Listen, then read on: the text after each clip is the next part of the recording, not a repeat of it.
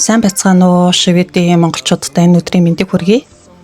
2025 оны 11 сарын 15-ны Бямб гарагт эмэгтэйчүүдийн нээлттэй өдрлөг зохион байгуулахаар бид нар төлөвлөж байна. Бэлтгэл ажилдаа ингээ орчихсан явж байгаа. Яагаад энэ эмэгтэйчүүдийн нээлттэй өдрлөг зохион байгуулахдаар болсон шалтгаанаа би та бүхэнд бас хуваалцъя. Бид нар сошиал медиагаар өнөөдөр маш олон их мэдээллийг бол авж байгаа.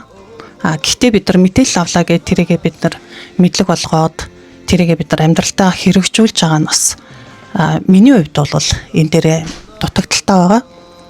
Тэгэхээр би эмэгтэйчүүдтэй бас яг ийм нүүр тулсан, яг мэрэгчлийн хүмүүс маань мэдээлэлээр хангасан бас хэрэгжүүлээд ямар үр дүн гарч болох тэр чухал одоо мэдээллийг өгөх зорилгоор энэ үйл ажиллагаа маань одоо зохиогдохоор болж байгаа. Тэгээд үнээр хамтдаа сэтгэл зүй гэж юу юм? Ялангуяа бид нар хүний нутагт амьдарч байгаа хүмүүсийн хувьд бид нар ямар сэтгэл зүйтэйгээр өдөр болгон амьдраад ажиллаад явж байна. За дээр нь бид нарын одоо 40 нэмэх эмэгтэйчүүд маань цэвэршилт гэдэг зүйлийн талаар өнөөдөр яг ямар мэдэгдэхүүнтэй, ямар ойлголттой явж байна. За зөв эрүүл хооллолт, мөн дасгал хөдөлгөөн өнөөдөр бидний өдөр тутмын амьдралд маань яг хийх юм бол ямар үр дүн үзүүлэх юм бэ гэдэг талаар мэдээлэл өгөхөөр зорж байна. Тэгээд би хувьдаа юу гэж боддгоо гэхээр бидний амьдралд тодорхой болон тодорхой бус байдал баланстай байх ёстой.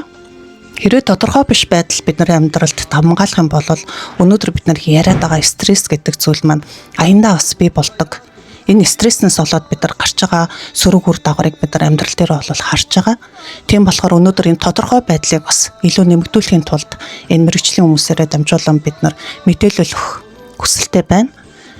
Мантухагийн манд хувьд гэх юм бол Living with Kids гэдэг хүүхдэд зориулсан хүүхдийн хүмүүжлийн талаар подкаст хийдэг учраас би мэрэгжлийн хүн биш ч гэсэн урьж оролцуулж мэдээлэл өгөөч гэдэг хүсэлт тавьж оролцуулж байгаа. Тэгээ өнөөдөр бид нар бас өсвөр насны болоод бага насны хүүхдүүдтэй хэрхэн яаж бид нар эцэг эхийн хувьд эргээр нөлөөлж байна вэ? Эсвэл сөргөөр нөлөөлөд байна уу гэдгээ бас энэхүү уулзалтаараа бид нар бас мэдэж авах боломжтой байгаа. Тэгээ Шведийн монголчуудыгаа ялангуяа эмэгтэйчүүдийг энэ нээлттэй өдрлөгт өргөнөөр хүрэлцэн ирж хамтдаа өсөж хөгжиж энэхүү мэдээллийг хүлээж авч хэрэгжүүлж амьдралдаа тэр үр дүн харцгаая гэж та бүгдийг урьж байна. Бас ирээрээ гэж уриалж байна. Баярлалаа. Анжинаруу сэтгэлээрээ нарны хорвоог баясуулсан сарны мөнгөө туяаг нэдхраач сайн өрөөлөө өрдөрөсөө